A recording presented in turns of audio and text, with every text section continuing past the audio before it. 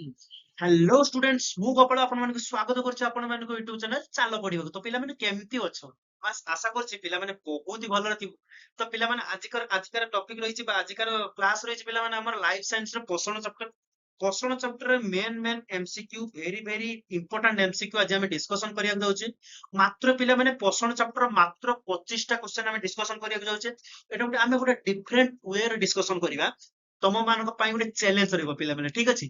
ସେଇ ଚ୍ୟାଲେଞ୍ଜଟା ହଉଛି କି ପିଲାମାନେ କଣ ନା 25ଟା କ୍ୱେଶ୍ଚନ ତମ ମାନେ କେତେଟା ଠିକ କରୁଛ। ଓକେ, ଆମେ ଏଟା ଗୋଟେ କଣ ଟେଷ୍ଟ ୱାଇଜ ରଖିଛେ। ସମସ୍ତେ ପିଲାମାନେ ପଢି ସାରିଥିବେ ପୋଷଣ ଚାପ୍ଟରଟା। ଆମର ଟେଷ୍ଟ ୱାଇଜ ରଖିଛେ। କିଏ କେତେ ମାର୍କ ରଖୁଛୁ, 25ରୁ କିଏ 24, କିଏ 13, କିଏ 12, କିଏ 2, କିଏ 4, 5, ଯାହା ବି ରଖୁଛୁ କିଛି ଅସୁବିଧା ନାହିଁ। ତମେ ନିହାତି ମତେ କମେଣ୍ଟରେ ଜଣେଇବ, ଠିକ ଅଛି? କମେଣ୍ଟରେ ଜଣେଇଲେ କଣ ହବ, ମୁଁ ଜାଣିପାରିବି ମୋ ଭିଡିଓ ଯୋଉମାନେ ଦେଖୁଛନ୍ତି ସେ ପିଲାମାନେ କୋଉ ଲେବୁଲର ଅଛନ୍ତି। ସେଇ ହିସାବର ମୁଁ ମୋର କ୍ୱେଶ୍ଚନ ବା ମୁଁ ମୋର କ୍ଲାସ ଟାକୁ ମୁଁ ବାଗେଇବି ବା ମୁଁ ମୋ କ୍ୱେଶ୍ଚନ ଟାକୁ ସେଇ ଲେବୁଲରେ ଡେଭଲପ କରିକି ତମ ପାଇଁ ନୂଆ ନୂଆ କଣ୍ଟେଣ୍ଟ ନେଇକି ଆସିବି। ତ ଆଜିକାର ସବଜେକ୍ଟ ଆଜିକାର ଟପିକ ରହିଛି କଣ, ଲାଇଫ ସାଇନ୍ସ ର ପୋଷଣ ଚାପ୍ଟରଟା। ତ ଆଜିକାର ବହୁତ ଇମ୍ପୋର୍ଟାଣ୍ଟ କ୍ଲାସ ରହିବାକୁ ଯାଉଛି। ବହୁତ ଇମ୍ପୋର୍ଟାଣ୍ଟ କ୍ୱେଶ୍ଚନ ଗୁଡାକୁ ନେଇକି ଆମେ ଡିସ୍କସନ କରୁଛେ। ଦେଖିବା ଗୋଟେ ତମ ପାଇଁ ଚ୍ୟାଲେଞ୍ଜ ରହିଲା, ପ୍ରଥମ ଥର ପାଇଁ ତମ ପାଇଁ ଚ୍ୟାଲେଞ୍ଜ କରିକି ନେଇକି ଆସିଛି। ଦେଖିବା କିଏ କେତେ ମାର୍କ ରଖୁଛି, ଠିକ ଅଛି?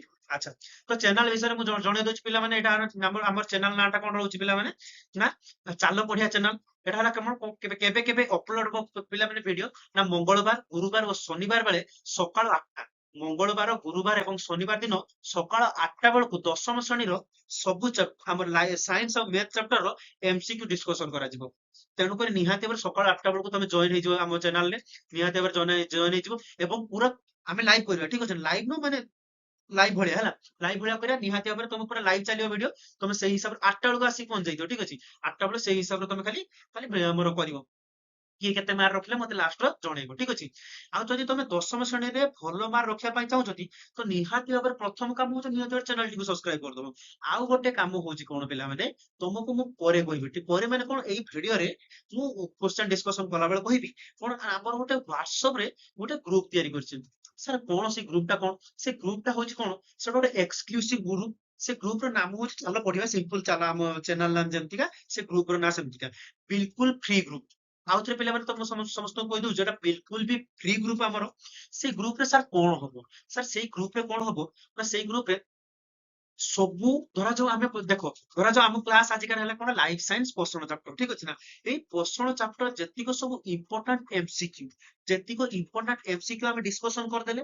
ଆଉ ଯେତିକ ବାକି ରହିଗଲା, ଆଉ ଯେତିକ ଏମସିକ୍ୟୁ ବାକି ରହିଗଲା, ସେଇ ଏମସିକ୍ୟୁ ଗୁଡାକୁ ଆମେ ସେଇଠି ପୋଷ୍ଟ କରିଦବା। ସେଇଠି ମାନେ କଣ, ସେଇ ଯୋଉ ହ୍ୱାଟ୍ସଆପ ଚ୍ୟାନେଲ ଗ୍ରୁପରେ। ତ ସେଇଠି ପୋଷ୍ଟ କରିଦେଲେ ତମେ ସେଠୁ କଣ ନେଇ ସେଇ କ୍ୱେଶ୍ଚନ ଗୁଡାକୁ ନେଇକି ତମେ ମଧ୍ୟ କଣ ଫ୍ରି ଟାଇମରେ ପ୍ରାକ୍ଟିସ କରିପାରିବ। ଓକେ, ପ୍ରାକ୍ଟିସ କରିପାରିବ। ଏତିକ ନୁହଁ, ଏତିକ ଫେସିଲିଟି ନୁହଁ, ଆହୁରି ଫେସିଲିଟି ସେଇ ଗ୍ରୁପରେ। ଆଉ ସାର୍ କଣ ଫେସିଲିଟି, ଆଉ ଫେସିଲିଟି ଫାଷ୍ଟ କ୍ଲାସଟା ସେଥିପାଇଁ ଟିକେ ଟିକେ ଇଣ୍ଟ୍ରୋଡକ୍ସନ ଟିକେ ଟାଇମ ଯିବ, ଠିକ ଅଛି? ଆଉ କଣ ସାର୍ ଫେସିଲିଟି, ଆଉ ଫେସିଲିଟି ରହିବ ପିଲାମାନେ, ଟିକେ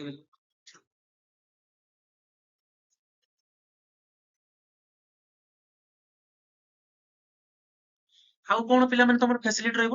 ଆଉ ଗୋଟେ ଫ୍ୟାସିଲିଟି ରହିବ, ଆମେ ଯୋଉ ଯୋଉ କ୍ଲାସଟା ଏବେ ଯୋଉ କ୍ଲାସଟା କରୁଛେ, ଏଇ କ୍ଲାସର ଟୋଟାଲ ପିଡିଏଫ ଟା ଆମେ କଣ କଣ ପଢିଲେ, ସବୁ ପିଡିଏଫ ଟା କଣ କଣ କ୍ୱେଶ୍ଚନ ଡିସ୍କସନ କଲେ, ସବୁ ପିଡିଏଫ ଟା ତମେ ପାଇଯିବ। କୋଉଠି ନା ସେଇ ଗ୍ରୁପରେ ପାଇଯିବ।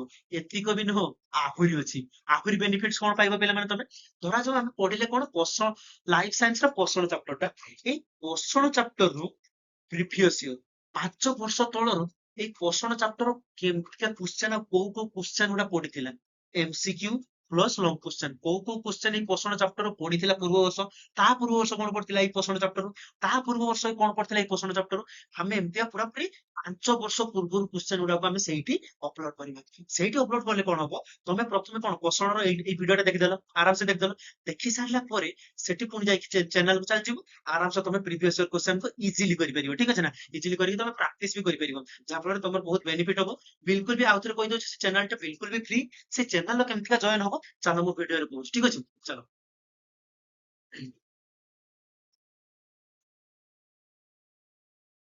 ଆଚ୍ଛା, ଫାର୍ଷ୍ଟ କ୍ୱେଶ୍ଚନ ପିଲାମାନେ, ଫାର୍ଷ୍ଟ କ୍ୱେଶ୍ଚନ କଣ କହିଲା ପିଲାମାନେ, ଜୀବ ଶରୀର ମଧ୍ୟରେ ଶକ୍ତି ମୋଚନ ଏକ କେଉଁ ପ୍ରକ୍ରିୟା ବା ଟେଷ୍ଟ ପ୍ରକ୍ରିୟା, ଆମ ଯୋଉ ଜୀବ ଶରୀର ମଧ୍ୟରେ ଏଇ ଯୋଉ ଶକ୍ତି ମୋଚନ ହେଇଛି, ଶକ୍ତି ମୋଚନ ହୁଏ, ସେଟା ଗୋଟେ କି ପ୍ରକ୍ରିୟା, ଚୟ ପ୍ରକ୍ରିୟା ପିଲାମାନେ?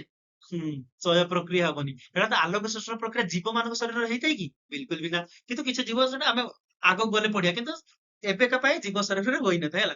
ରାସାୟନିକ ଶ୍ଳେଷଣ ବି ବିଲକୁଲ ବି ନୁହଁ। ଏଟା କି ପ୍ରକାର ପ୍ରକ୍ରିୟା ହେଇଯିବ ପିଲାମାନେ? ନା ସାର୍ ଅପଚୟ ପ୍ରକ୍ରିୟା। କି ପ୍ରକ୍ରିୟା ପିଲାମାନେ? ଅପଚୟ ପ୍ରକ୍ରିୟା। କୋଉମାନେ ଠିକ କରିଛନ୍ତି ନିହାତି କମେଣ୍ଟ କରିବେ। 2 ନମ୍ବର ଯିବା। ସେକେଣ୍ଡ କ୍ୱେଶ୍ଚନ ଆସିଯାଇଛି ଆମ ସ୍କ୍ରିନ ପାଖରେ। ସେ କହିଛି ଫଳ ରସରେ କେଉଁ ଜାତୀୟ ଶ୍ଵେତସାର ଅଧିକ ପରିମାଣ ଥାଏ? ଜଲ୍ଦି କମେଣ୍ଟ କର। ମାନେ ଜଲ୍ଦି କମେଣ୍ଟ ମାନେ ନିଜ ଆନ୍ସର ଲେଖ ଜଲ୍ଦି। କଣ ହବ କୁହ ଜଲ୍ଦି ଦେଖିଆ। କଣ ହବ? ହୁଁ ମଣ୍ଡ ତ ହବ? ବିଲକୁଲ ବି ମଣ୍ଡ ତ ହବନି। ସୁକ୍ରୋଜ? ବିଲକୁଲ ବି ସୁକ୍ରୋଜ ହବନି। ଶର୍କରା ବି ହବନି। ଏଠି କଣ ହବ ଛୁଆ? ଗ୍ଲୁକୋଜ ହବ। କଣ ଛୁଆ ହବ? ଗ୍ଲୁକୋଜ ହବ। ଫଳ ରସରେ କେଉଁ ଜାତୀୟ ଶ୍ଵେତସାର ଅଧିକ ପରିମାଣରେ ଥାଏ? ନା ସାର୍ ଗ୍ଲୁକୋଜ। ଗ୍ଲୁକୋଜ ଜାତୀୟ ଶ୍ଵେତସାରଟା ଅଧିକ ପରିମାଣରେ। ନେକ୍ସଟ କଣ କହିଲା ଛୁଆ? 2 ଗ୍ରାମ ଶ୍ଵେତସାରରୁ କେତେ କିଲୋଜୁଲ ଶକ୍ତି ନିର୍ଗତ ହେଇଥାଏ? 2 ଗ୍ରାମ ଶ୍ଵେତସାରରୁ କେତେ କିଲୋଜୁଲ ଶକ୍ତି ନିର୍ଗତ ହେଇଥାଏ? ଏଇଟା ପ୍ରାୟ ସମସ୍ତେ କ୍ୱେଶ୍ଚନ ଆନ୍ସର ଦେଇପାରିବେ। ଠିକ ଅଛି ନା? ଚାଲ ସାର୍ 8 କିଲୋଜୁଲ? ନା ସାର୍। 64 କିଲୋଜୁଲ? ବିଲକୁଲ ନୁହଁ ସାର୍। ଆମେ ସାର୍ ପଢିଛେ 16 କିଲୋଜୁଲ। ଆମେ ସାର୍ ପଢିଛେ 16 କିଲୋଜୁଲ। କିନ୍ତୁ ଯଦି ମୁଁ କହିବି ସାର୍ ଆଜ ଯୋଉ ଆପଣ ମାନେ କହୁଛନ୍ତି 16 କିଲୋଜୁଲ, ଏଟା ବି ଭୁଲ। କାହିଁକି ସାର୍ କେମିତି ଭୁଲିଗଲା? ଦେଖ ପୁରା ଇଜି କ୍ୱେଶ୍ଚନ ଦେଖ ଛୁଆ କହିଛି। ଆମେ ପଢିଥିଲେ 1 ଗ୍ରାମ ଶ୍ଵେତସାରରୁ ପ୍ରାୟ 16 କିଲୋ ଜୁଲ ଶକ୍ତି ନିର୍ଗତ ହେଇଥାଏ। ଦେଖିଲ ମତେ କ୍ୱେଶ୍ଚନ କଣ ମାଗିଛି? 1 ଗ୍ରାମ ମାଗିଥିଲା କି 2 ଗ୍ରାମ।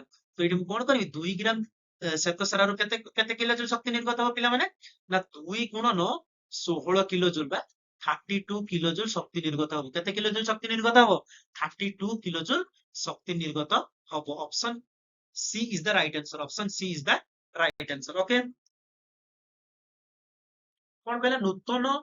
ନୂତନ ନୂତନ କୋଷ ଓ ତନ୍ତୁ ଗଠନ ପାଇଁ କେଉଁ ଖାଦ୍ୟ ଏକାନ୍ତ ଆବଶ୍ୟକ? ମାନେ କୋଉ ଖାଦ୍ୟ ଖାଇଲେ ଆମେ ଆମର ନୂତନ କୋଷ ଗଠନ ହବ ଆଉ ତନ୍ତୁ ମାନେ ଗଠନ ହବ? ଶ୍ଵେତସାର? ବିଲକୁଲ ନୁହଁ। ଶ୍ଵେତସାର ନୁହଁ। ଜଲ୍ଦି କମେଣ୍ଟ କର, ଜଲ୍ଦି କମେଣ୍ଟ କର। ମୁଁ ଆନ୍ସର କହିବିନି, ଜଲ୍ଦି କର। ହଁ, ସ୍ନେହ ସାର ବି ବିଲକୁଲ ଭୁଲ। ଧାତୁ ସାର ନୁହଁ। ଏଟା କଣ ହବ? ପୃଷ୍ଟି ସାର। କଣ ହବ ପିଲାମାନେ? ପୃଷ୍ଟି ସାର ଇଜ ଦ ରାଇଟ ଆନ୍ସର। ତନ୍ତୁ ଓ ନୂତନ କୋଷ ଗଠନ ପାଇଁ ପୃଷ୍ଟି ସାର ଖାଦ୍ୟ ଖାଇବାଟା ବହୁତ ହି ଜରୁରୀ ହେଲା। ସେଥିପାଇଁ ଦେଖିବ ଅଙ୍ଗନବାଡିରେ କଣ ଦିଆଯାଏ? ଅଣ୍ଡା ଦିଆଯାଏ। ସବୁ ପୃଷ୍ଟି ସାର ଜାତୀୟ ଖାଦ୍ୟ ସବୁ ଦିଆଯାଇଥାଏ। ବୁଝିହେଲା? Next question. କଣ କହିଲା ଛୁଆ ମାନେ? ନା କୋଷ ଝିଲ୍ଲୀ ତିଆରି କରିବାରେ କାହାର ପ୍ରମୁଖ ଭୂମିକା ରହିଛି? ମାନେ କୋଷ ଝିଲ୍ଲୀ ଯୋଉ ତିଆରି ହେଇଥାଏ ପିଲାମାନେ, ସେଇ ଭିତରେ ଏଇ 3-4 ଜଣଙ୍କ ଭିତରେ କାହାର ସବୁଠାରୁ ଅଧିକ ଭୂମିକା ରହିଛି? ସାର୍ ଏମିନୋ ଅମ୍ଳ? ବିଲକୁଲ ବି ନୁହଁ। ଏମିନୋ ଅମ୍ଳର କେମିତି ଭୂମିକା ରହିବ? ଆୟୋଡିନର ବି ବିଲକୁଲ ନୁହଁ। ସୋଡିୟମରେ ବି ବିଲକୁଲ ନୁହଁ। ପିଲାମାନେ ଗୋଟେ ପୁରାପୁରି ସିଓର ସଟ୍ ଲିପିଡ। ଲିପିଡ ର ଅଧିକ ଭୂମିକା ରହିଛି, ପ୍ରମୁଖ ଭୂମିକା ରହିଛି। ଠିକ ଅଛି ନା? ତାପରେ ନେକ୍ସଟ। ତାପରେ କାହାର ଶୃଙ୍ଖଳ ଦ୍ଵାରା ପ୍ରୋଟିନ ଗଠିତ? ପିଲାମାନେ କାହାର ଶୃଙ୍ଖଳ ଦ୍ଵାରା ପ୍ରୋଟିନ ଗଠିତ ହେଇଥାଏ? ଜଲ୍ଦି କୁହ ପିଲାମାନେ, କମେଣ୍ଟ କର। Very good, very good. ATP ନୁହଁ ସାର୍। ଏ ଲିପିଡ ବି ନୁହଁ। ସୁକ୍ରୋଜ ବି ନୁହଁ ସାର୍। ଏମିନୋ ଅମ୍ଳ। ଏମିନୋ ଅମ୍ଳର ଶୃଙ୍ଖଳ ଦ୍ଵାରା ପ୍ରୋଟିନ ଟା ଗଠିତ। ନେକ୍ସଟ କ୍ୱେଶ୍ଚନ ପିଲା। ନେକ୍ସଟ କ୍ୱେଶ୍ଚନ କଣ କହିଲା? ଶରୀରର ଆୟନ ସନ୍ତୁଳନ ରକ୍ଷା କରିବାରେ କିଏ ପ୍ରମୁଖ ଭୂମିକା ନେଇଛି? ଆୟନ ସନ୍ତୁଳନ ରକ୍ଷା କରିବା କଥା ଚାଲି ଆସିଲା ମାନେ ମତେ କିଏ କରିବାକୁ ପଡିବ? Very good. ହଁ, କିଏ? ନା ସାର୍ ଧାତୁ ସାର। କିଏ? ଧାତୁ ସାର। ଯଦି ଆୟନ ସନ୍ତୁଳନ ଆସିଗଲା ମାନେ କଥା, তোমার ଧାତୁ ସାର ଇଜ ଦ ରାଇଟ ଆନ୍ସର ହେଇଯିବ। ଓକେ। ନେକ୍ସଟ କ୍ୱେଶ୍ଚନ କଣ କହିଲା ପିଲେ? ସେ କଣ କହିଲା? ନା ମଲାଙ୍ଗ ଠାରେ କେଉଁ ପ୍ରକାର ପୋଷଣ ଦେଖିବାକୁ, ପୋଷଣ ପ୍ରଣାଳୀ ଦେଖାଯାଇଥାଏ? ମଲାଙ୍ଗ ମାନଙ୍କ ପାଖରେ କେଉଁ ପ୍ରକାର ପୋଷଣ ପ୍ରଣାଳୀ ଦେଖିବାକୁ ମିଳିଥାଏ? ସିମ୍ପଲ, ପରଜୀବୀ। ସାର୍ ମୃତପଜୀବୀ ତ ମଲାଙ୍ଗ ହେଇପାରିବ। ସହଜୀବୀ ବି ବିଲକୁଲ ନୁହଁ। ପ୍ରାଣୀ ସମୟଟା ସମୟ।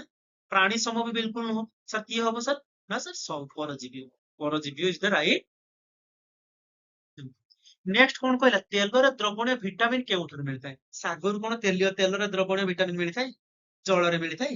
ନା ପନିପରିବାରେ ମିଳିଥାଏ? ନା ସାର୍ ଉଦ୍ଭିଦ ଜାତ ତେଲରେ ଆମେ ପାଇଥାଉ। ଉଦ୍ଭିଦ ଜାତ ତେଲରେ ଆମେ ପାଇଥାଉ। କଣ? ତେଲରେ ଦ୍ରବଣୀୟ ଭିଟାମିନ ଗୁଡାକ କେଉଁଠାରୁ ମିଳିଥାଏ? ନା ଉଦ୍ଭିଦ ଜାତ ତେଲରୁ ସବୁ। ନେକ୍ସଟ କ୍ୱେଶ୍ଚନ ପିଲା। ନେକ୍ସଟ କ୍ୱେଶ୍ଚନ କଣ କହିଲା ଛୁଆ?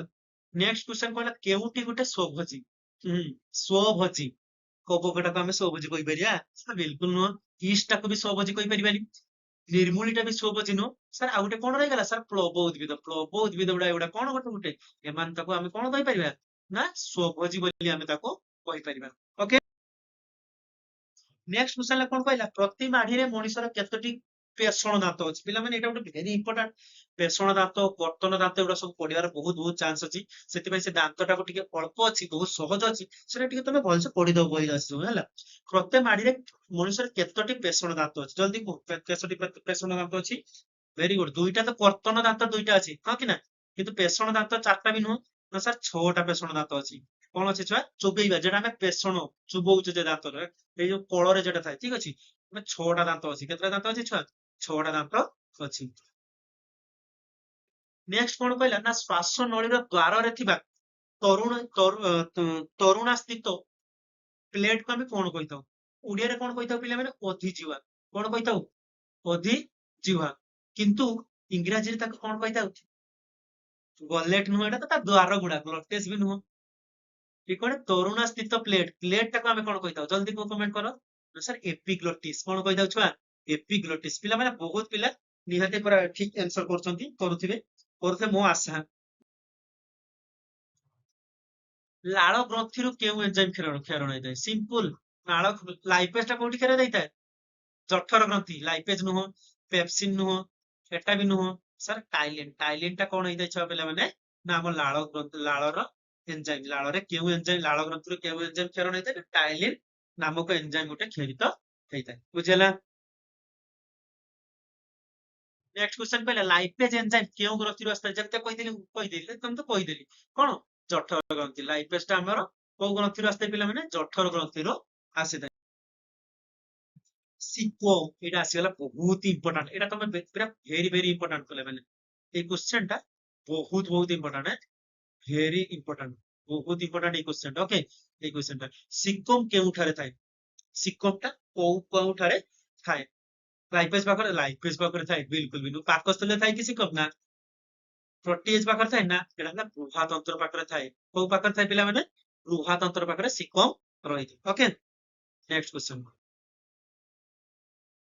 नेक्स्ट क्वेश्चन कौन कहला पाकस्थलीर ऊपर अंश को कौन कह जाए पिला माने मु तुमको कहि दउछु मन रहि जइबो तुमर हला देखो पाकस्थली तो सिंपल हमर पेटर अछि पेटर पूरा अछि पेट मझिरे पिला माने देखो पेटर जो पेटर ऊपर भागटा माने पाकस्थलीर ऊपर भागटा माने ऊपर को के आसिला ऊपर आड़ को कौन अछि छुआ कार्डियक कार्डियक अछि ना हमर माने हार्ट अछि हमर सेति भाई ताको हमें कोन कहबा कार्डियक स्टोमक बोली कहबा कार्डियक स्टोमक बोली हमें ताको कहता option D is the right answer तळ भागटा को हमें कोन कहबा पाइलोरिक स्टोमक तଳ ଭାଗଟାକୁ ଆମେ ପାଇଲୋରିक स्टोमक କହିବା ଉପର ଭାଗଟା ଯେହେତୁ ଉପର ଭାଗଟା କାହା ପାଖରେ ଅଛି ନା ହାର୍ଟ ପାଖରେ ଅଛି ସେଥିପାଇଁ ତାକୁ ଆମେ ହାର୍ଟ ଜାଣିଛ ତମେ କାର୍ଡିଆକ ଆମେ କୁହନ୍ତି ହାର୍ଟ ଟାକୁ ସେଥିପାଇଁ ଆମେ ହାର୍ଟ ଟାକୁ ଆମେ କଣ କହିଲେ କାର୍ଡିଆକ ସ୍ଟୋମାକ ବୋଲି କହିବା ସେ ଯୋଉ ଆମର ପାକସ୍ଥଳୀର ଉପର ଅଂଶଟା ହାର୍ଟ ପାଖରେ ଅଛି ସେଥିପାଇଁ ତାକୁ ଆମେ କଣ କହିଲେ କାର୍ଡିଆକ ସ୍ଟୋମାକ ବୋଲି ଆମେ ତାକୁ କହିବା ଠିକ ଅଛି ଏଟା ବି ବହୁତ ଇମ୍ପୋର୍ଟାଣ୍ଟ ପିଲେ ଚାଲ ନେକ୍ସଟ ଶରୀରରେ ଜଳ ଅଂଶ କମିଗଲେ କଣ ହୁଏ ସିମ୍ପଲ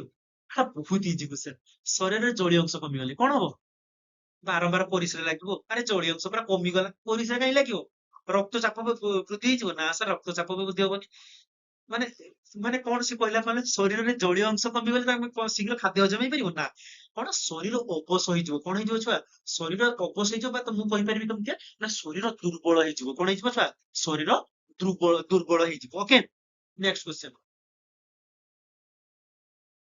ଅବଶୋଷଣ ପରେ ଖାଦ୍ୟ ରକ୍ତ ଦ୍ୱାରା ବହିତ ହୋଇ ସମସ୍ତ କୋଷ ନିକଟରେ ପହଞ୍ଚେ ଓ ସେଠାରେ ବିନିଯୋଗ ହେଇ ଶକ୍ତି ହେବା ପ୍ରକ୍ରିୟାକୁ କଣ କୁହାଯାଏ ଦେଖ ଆମେ ପୂର୍ବ ପଢିଛେ ରକ୍ତଟା ପ୍ରଥମେ କଣ ଯାଇକି ରକ୍ତ ଦ୍ୱାରା ବହିତ ହେଇ ସମସ୍ତ କୋଷ ନିକଟ ରକ୍ତଟା ଯିବ ଆମର ହାର୍ଟ ପାଖକୁ ଯିବ ଆମେ ଆକୁ ପଢିବା ହେଲା ହାର୍ଟ ପାଖକୁ ଯିବ ହାର୍ଟ ପାଖକୁ ଯାଇକି ଫୁସଫୁସ ପାଖକୁ ଯିବ ଫୁସଫୁସ ପାଖରେ କଣ ଥିବ ହେଁ ହଁ ଅମ୍ଳଜାନ ଥିବ ଅମ୍ଳଜାନକୁ ନେଇକି ପୁଣି ହାର୍ଟ ପାଖରେ ପଶିବ ହାର୍ଟ ପାଖରୁ ଦେଇକି ଯାଇକି ସେ ସମସ୍ତ କୋଷ ନିକଟ ପାଖକୁ ପହଞ୍ଚେ ସେ ଯୋଉ କୋଷ ନିକଟ ପାଖକୁ ପହଞ୍ଚେ ସେଠାରେ ଶକ୍ତି ତିଆରି ହେଇଥାଏ ନା ହଁ କୋଷ ପାଖରେ ଶକ୍ତି ତିଆରି ହେଇଥାଏ ତ ଶକ୍ତି ସେ ଯୋଉ କେଉଁ ପ୍ରକ୍ରିୟା ଦ୍ଵାରା ସେ ଶକ୍ତିଟା ତିଆରି ହେଇଥାଏ ନିଷ୍କାସନ ବିଲକୁଲ ବି ନୁହେଁ ପରିପାକ ତ ବିଲକୁଲ ବି ନୁହଁ ଅବଶୋଷଣ ନୁହେଁ ଏଇଟା କଣ ହବ ଛୁଆ ଆତ୍ମୀକରଣ କଣ ହବ ଆତ୍ମୀକରଣ ପ୍ରକ୍ରିୟା ଦ୍ଵାରା କଣ ହେଇଥାଏ ଶକ୍ତିଟା ମାନେ ବିନିଯୋଗ ହେଇ ଶକ୍ତିଟା ହେଇଥାଏ ସେଇ ଆତ୍ମୀକରଣ ପ୍ରକ୍ରିୟା ଦ୍ଵାରା ଶକ୍ତିଟା ହେଇଥାଏ ବୁଝିହେଲା ପିଲେ ଆଚ୍ଛା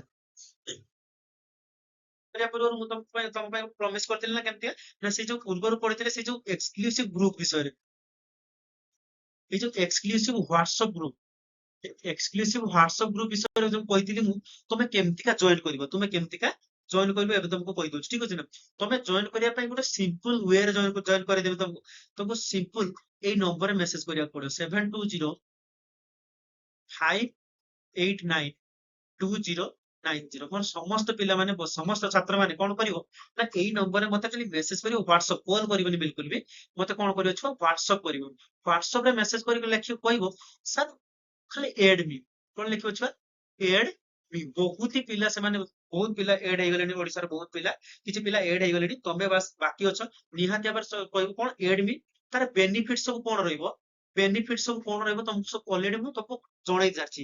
ବେନିଫିଟ ସବୁ କଣ ରହିବ ତମକୁ ମୁଁ ଜଣେଇ ସାରିଛି। ବହୁତ ହି ବେନିଫିଟ ରହିବ ତମର 10th ରେ ଯଦି ତମେ ଭଲ ମାର୍କ ରଖିବା ପାଇଁ ଚାହୁଁଛ ନିହାତି ଭାବରେ ତମେ ଏଇଟା ଏଇ ଚ୍ୟାନେଲରେ ଜଏନ୍ ହେଇଯିବ, ଏଇ ଗ୍ରୁପରେ ଜଏନ୍ ହେଇଯିବ। ବହୁତ ହି ତମକୁ ବେନିଫିଟ୍ସ ମିଳିବ ଠିକ ଅଛି ନା।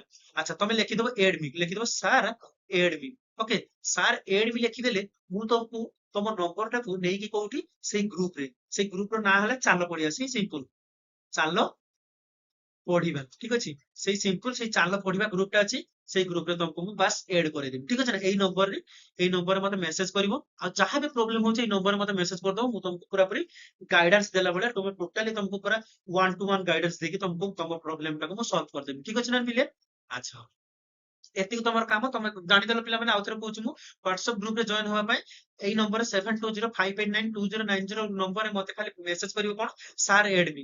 କଣ କରିବ ଛୁଆ ସାର୍ ଏଡ୍ ମି। ସେଟା ବହୁତ କିଛି ବେନିଫିଟ ଅଛି। ମୁଁ ତମକୁ ତମେ ବାସ୍ ଏତିକି କଲା ମାନେ ମୁଁ ତମକୁ ସେଇ ଗ୍ରୁପରେ ଏଡ୍ କରିଦେବି ହେଲା, ସିମ୍ପଲ ୱେ। ଓକେ ତାପରେ ଚାଲ 19 ନମ୍ବର କ୍ୱେଶ୍ଚନ ହେଇଗଲା। କେତେ ଜଣ ପିଲାମାନେ ସବୁ ଠିକ ହଉଛି ନା ଭୁଲ ହେଇଯାଉଛି? ଆଚ୍ଛା ଠିକ ଅଛି ଆସ୍ତେ ଆସ୍ତେ ଠିକ ହବ, କିଛି ଟେନସନ ନବା ଦରକାର ନାହିଁ। ଯାହାର ବି ଭୁଲ ହଉଛୁ ଜେନରାଲି ଭାବରେ କେତେ ମାର୍କ ରଖିଲେ ମତେ ଖାଲି କମେଣ୍ଟ କରିଦବ। ଓକେ ତାପରେ ନେକ୍ସଟ କ୍ୱେଶ୍ଚନ ଆସିଲା କଣ ନା କେଉଁ କେଉଁ ବୈଜ୍ଞାନିକ ଆଲୋକ ଶ୍ଳେଷଣକୁ ଦୁଇ ସହ ପ୍ରକ୍ରିୟା ଦ୍ଵାରା ସମାହିତ ଦର୍ଶାଇଥିଲେ? କିଏ? ସେ ଯୋଉ ଆଲୋକ ଶ୍ଳେଷଣ ପ୍ରକ୍ରିୟାଟାକୁ ଦି ଭାଗରେ ବିଭକ୍ତ କରିଥିଲେ। ଗୋଟେ ସାର୍ ଆଲୋକ ପ୍ରକ୍ରିୟା ଆଉ ଗୋଟେ ଅନ୍ଧକାର ପ୍ରକ୍ରିୟା। ଅନ୍ଧକାର ପ୍ରକ୍ରିୟା ଗୋଟେ, ଆଲୋକ ପ୍ରକ୍ରିୟା ଗୋଟେ। ଏଇଟା ପିଲାମାନେ ମନେ ରଖିଦବ। ଅନ୍ଧକାର ପ୍ରକ୍ରିୟା ଆଉ ଆଲୋକ ପ୍ରକ୍ରିୟାଟାକୁ ଦି ଜଣ କିଏ ବାହାର କରିଥିଲେ ନା ସାର୍ ବ୍ଲାକମ୍ୟାନ। କିଏ? ବ୍ଲାକମ୍ୟାନ କରିଥିଲେ। ବ୍ଲାକମ୍ୟାନ ଦୁଇ ଭାଗରେ ବିଭକ୍ତ କରିଥିଲେ। ଗୋଟେ ହେଲା ଆଲୋକ ପ୍ରକ୍ରିୟା ହବ ଆଉ ଗୋଟେ ହେଲା ଅନ୍ଧକାର ପ୍ରକ୍ରିୟା ହବ। କିଏ ବାହାର କରିଥିଲେ ପିଲେ? ଆଲୋକ ବ୍ଲାକମ୍ୟାନ। କିଏ ବାହାର କରିଥିଲେ? ବ୍ଲାକମ୍ୟାନ। ଓକେ ରବର୍ଟ ହିଲ୍ ନୁହଁ ସାର୍, ଏଟା ବି ନୁହଁ ବ୍ଲାକ ହେଲ୍ ହବ ଆନ୍ସର ଠିକ ଅଛି। ନେକ୍ସଟ କ୍ୱେଶ୍ଚନ ଯିବା।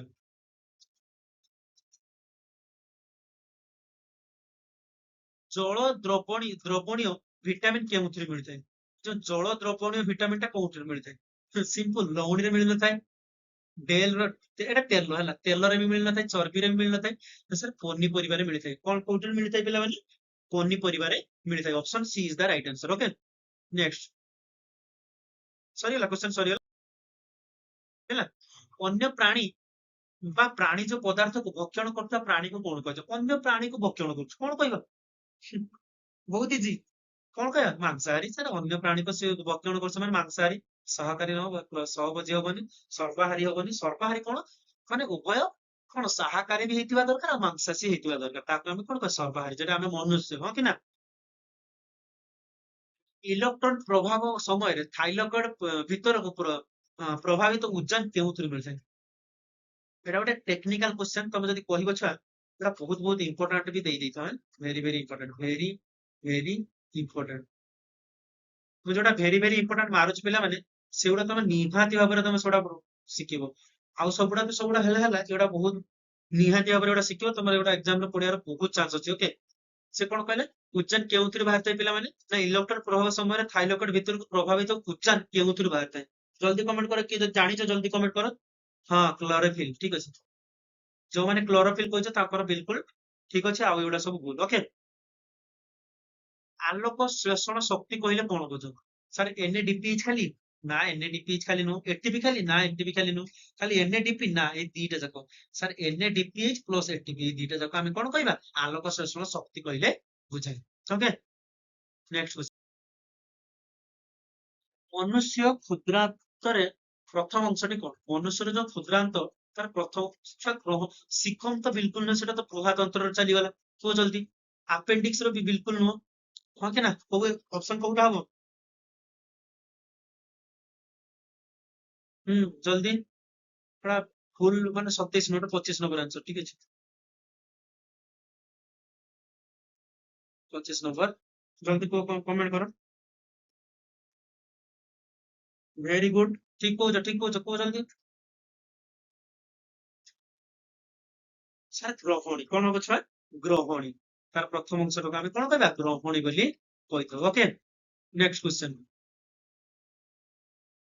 लास्ट आसीगला छुआ 25 नंबर क्वेश्चन कौन निम्नोक्त मध्यरु केउथिरे एंजाइम नथाय कोउथिरे एंजाइम नथाय लाळटा गोटे एंजाइम आम जानिचे काइलिन पाचक रस भी गोटे एंजाइम अग्नाशय रस भी गोटे एंजाइम पिला माने मन रखता ए जो पित्त रसटा एगुडा सब गोटे गोटे अम्लीय एटा गोटे अम्ल हैला किंतु पित्त रसटा गोटे क्षार क्षारटा ताको आमे कोन कहिता पाइल जूस बोली कहिता कोन कहिता छुआ पाइल जूस इंग्रजी रे आमे ताको कोन कहिता ना पाइल जूस बोली कहिता सेति में एटा गोटे एंजाइम नुह पिला माने एटा गोटे एंजाइम नुह ओके तो पिला माने एइठी आमे क्लास टा एंड करबा जदि एई क्लास रु एई जो एतिक एमसीक्यू रु जदि टिके भी तमरो टिके बेनिफिट हेछि तमे प्रथमत केते मार्क करबे पिला माने केते 25 रु केते मार्क रखिले सब कमेंट रे आगे जणाओ ठीक अछि 25 रु सब केते मार्क रखिले कमेंट रे जणा तापर मु तम हिसाब रे डेवलप करबी तम बढ़िया बढ़िया बढ़िया क्वेश्चन नहीं आसबी केते लेवल लो तम अछ सेही लेवल अनुसार जदि तमे अल्प मार्क रखुछु निहाते बार मु बढ़िया बढ़िया इजी इजी क्वेश्चन नहीं आसबी जदि तमे बहुत बढ़िया मार्क रखुछु तो